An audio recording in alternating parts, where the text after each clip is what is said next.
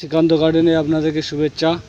আজ আপনাদেরকে দেখাবো আমি মাটিতে যে চন্দ্রমল্লিকাগুলো লাগিয়েছিলাম, আপনাদেরকে দেখিয়েছিলাম, সেগুলো ডোক কাটবো। মাটির চন্দ্রমল্লিকাগুলো যেহেতু অনেক বড় হয়ে গেছে, আগের ভিডিওতে আপনাদের দেখিয়েছি কিভাবে লাগানো হয়েছে। তো এই যে এইভাবে ডোক কাটতে হবে। মাটির গাছ যেহেতু ভালো ঝাড় হয়ে গেছে, লাগানোর সময় সার দিয়েছি, সেই জন্য এখনও সার দেবো না, যেহেতু এখন বৃষ্টি হচ্ছে। এই ডোক কাটার সাথে সাথে এই যে গাছের পাশে যে ঘাসগুলো আছে বা গোড়ার ঘাসগুলো বেঁচে দেবেন, নাহলে এই চন্দ্রমল্লিকার খাবারগুলো খেয়ে নেবে। যে প্রতিটা গাছের গোড়ার ঘাস বেঁচে দেবেন, এর সাথে সাথে ডোকগুলো কেটে দেবেন। এই দেখুন, এরা ডোকগুলো কেটে দিলে গাছটা মাটিতে যেহেতু তাড়াতাড়ি ঝাড় হয়ে যাবে।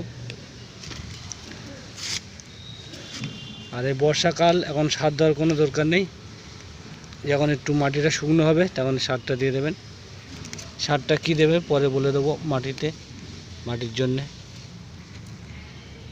ভালো লেগে থাকলে লাইক কমেন্ট শেয়ার করবেন এবং নতুন নতুন ভিডিও পেতে সাবস্ক্রাইবটা করে দেবেন।